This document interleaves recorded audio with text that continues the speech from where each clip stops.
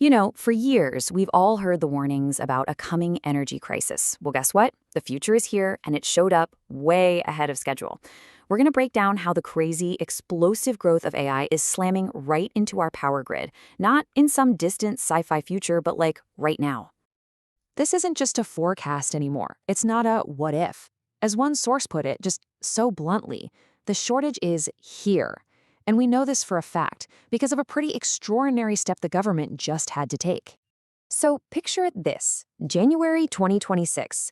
The US government issues a single emergency order.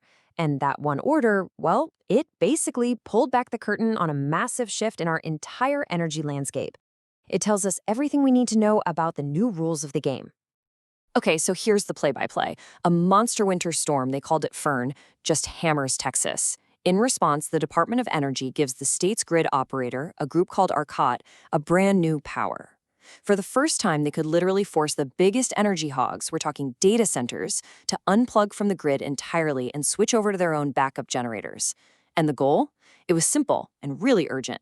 Free up enough power to keep the lights and the heat on for millions of regular people in their homes. But see, this wasn't just a story about a bad snowstorm. This was a perfect storm, and it had a brand new high-octane fuel accelerating the whole thing. So, how on earth did we get here? What went down in Texas was basically a collision between two giants.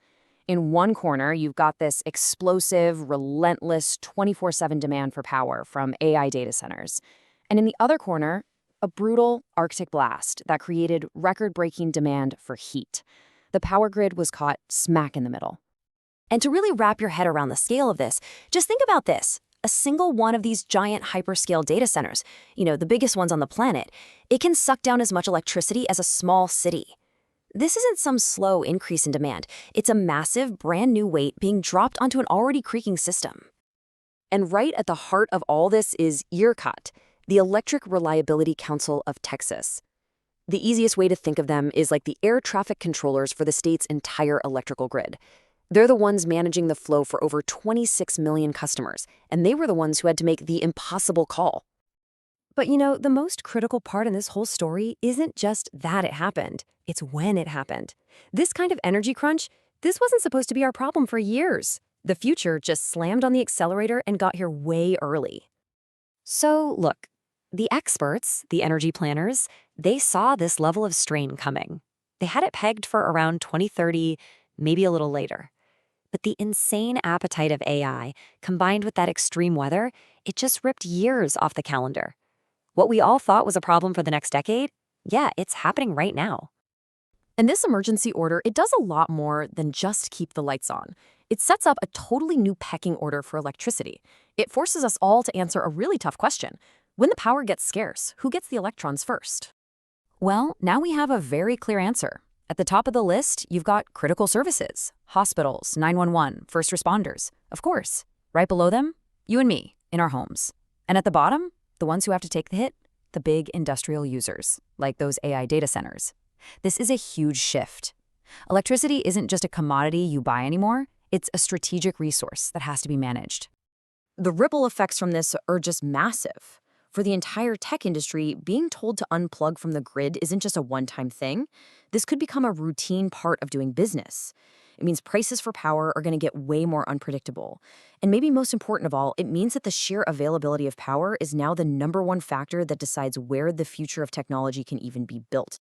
So let's just zoom out for a second and think about what this moment really means. This is not a temporary glitch in the system. What we're witnessing is a fundamental, tectonic shift for the entire engine of innovation.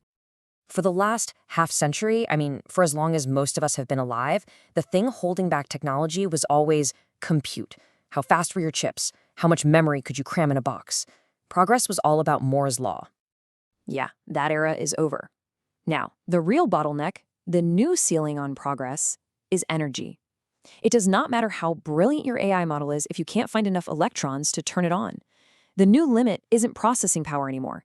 It's actual, physical power coming out of the wall. And this all leaves us with one giant, unavoidable question for the future. As AI gets woven into every part of our lives, its thirst for power is only going to grow. That emergency in Texas set a precedent, and it started a conversation that we can no longer put off. In a world with a finite amount of power, Who gets to decide where the electrons flow?